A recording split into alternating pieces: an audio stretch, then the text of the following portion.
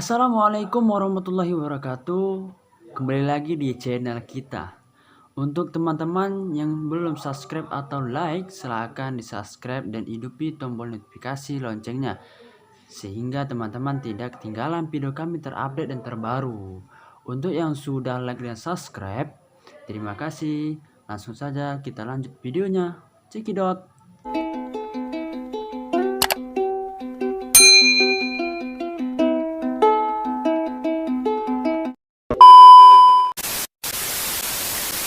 Oke, di video ini saya dan rekan saya akan sharing atau membahas tentang public relation, PR, dan strategi penyelesaian masalah perusahaan dan organisasi eksternal dan internal.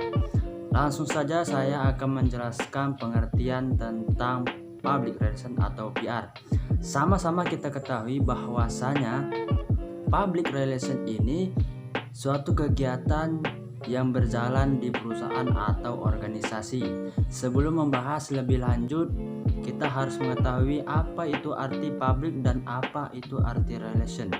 Jadi, public itu artinya luas, mencakup pengertian yang singkat yaitu masyarakat luas. Sedangkan relation artinya relasi atau hubungan masyarakat.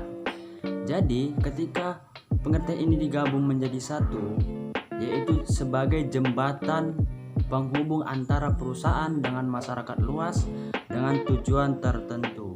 Dalam arti khusus yaitu interaksi yang menciptakan opini publik sebagai data input yang saling menguntungkan antara dua belah pihak dan merupakan profesi dan profesional dalam bidangnya. Faktor yang terpenting dalam pencapaian suatu organisasi atau perusahaan secara tepat dan secara terus-menerus, karena public relation merupakan kelangsungan hidup perusahaan atau organisasi yang bersangkutan. Dari pengertian di atas pasti kita bertanya-tanya, kenapa sih PR perusahaan atau PR organisasi itu penting? Karena perusahaan atau organisasi yang besar selalu berhadapan, selalu menjumpai dengan masalah yang besar, sehingga mereka bisa mengelola perubahan secara internal maupun secara eksternal dengan efektif. Tentu saja turut berpengaruh pula pada pola hubungan yang sudah terjalin sebelumnya. Selanjutnya ada dua fungsi utama dalam public relation. Pertama, memberikan informasi kepada publik. Yang kedua, menarik perhatian publik sehingga perusahaan dapat mengharapkan pendapat atau tanggapan citra positif. Bukan hanya itu, ada juga fungsi yang umum dalam public relation. Yang pertama yaitu mengetahui secara pasti dan mengevaluasi pendapat umum. Yang kedua, menasihati para eksekutif mengenai cara-cara menanganinya. Yang ketiga, menggunakan komunikasi untuk mempengaruhi pendapat umum. Setelah kita mengetahui pengertian dari public relation dan fungsi-fungsinya, public relation juga memiliki tujuan universal sebagai berikut. Yang pertama, menciptakan public understanding, yang artinya pengertian baik. Yang kedua, menciptakan public confidence, yang artinya adanya saling percaya antara publik dengan pihak perusahaan. Yang ketiga, menciptakan public support, yang artinya adanya unsur dukungan antara publik dengan pihak perusahaan. Yang keempat yaitu menciptakan public cooperation, yang artinya adanya saling kerjasama antara publik dengan pihak perusahaan. Itulah tadi pembahasan saya tentang public relation. Selanjutnya rekan saya akan menjelaskan strategi penyelesaian masalah internal dan eksternal perusahaan ataupun organisasi.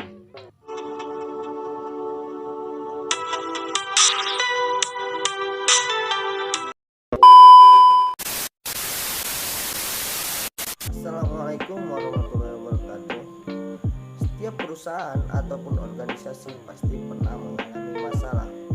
Nah, di sini saya akan membahas bagaimana seorang pelaku PR dalam menyelesaikan permasalahan yang terjadi di dalam organisasi ataupun perusahaan tersebut. Adapun langkah-langkah yang perlu dilakukan seorang PR dalam menyelesaikan masalah, yaitu yang pertama, identifikasi masalah. Cari tahu dulu dari mana masalah tersebut dan sumbernya. Kalau bisa, lakukan penelitian yang bersifat informal. Yang kedua, analisis masalah. Analisis ini dilakukan sebagai dasar untuk menentukan pengambilan tindakan yang tepat. Nah, yang ketiga, pilihlah strategi. Sebelum langkah berkomunikasi dilakukan, seorang PR harus menentukan strategi mana yang perlu digunakan agar citra perusahaan ataupun organisasi tersebut tidak terlalu jelek ataupun buruk di mata masyarakat, sehingga seorang PR harus cepat melakukan konfirmasi kepada media. Menurut sumber yang saya baca, strategi public relation diklasifikasikan ke dalam strategi generik. Istilah strategi ini dikemukakan oleh Porter bahwa strategi generik adalah suatu pendekatan kepada perusahaan. Ada macam-macam strategi generik. Yang pertama ada strategi stabilitas. Strategi ini menekankan pada bertambahnya produk pasar dan fungsi-fungsi perusahaan lain, sebab perusahaan berusaha untuk meningkatkan efisiensi di segala bidang dalam rangka meningkatkan kinerja dan keuntungan. Yang kedua ada strategi penciutan. Strategi ini melakukan pengurangan atas pasar maupun fungsi-fungsi dalam perusahaan, khususnya yang mempunyai cash flow negatif. Yang ketiga ada strategi defensif. Strategi ini seperti mengulur waktu, tidak melakukan apa-apa, dan membentengi diri sekuat-kuatnya. Yang keempat ada strategi dinamis. Strategi ini seperti melakukan investasi baru, menjual saham, meluncurkan produk baru, atau menarik peredaran produk lama. Yang kelima ada strategi adaptif. Strategi ini seperti mengubah kebijakan, memodifikasi operasional, kompromi, dan meluruskan citra. Dapat disimpulkan bahwa ketika perusahaan ataupun organisasi dalam masalah, tindakan yang harus dilakukan seorang praktisi PR adalah harus cepat memberi respon dalam memberikan konfirmasi yang akurat kepada media, serta dalam mengambil keputusan. Praktisi PR harus bekerja dengan cepat dan menanggulangi permasalahan tersebut.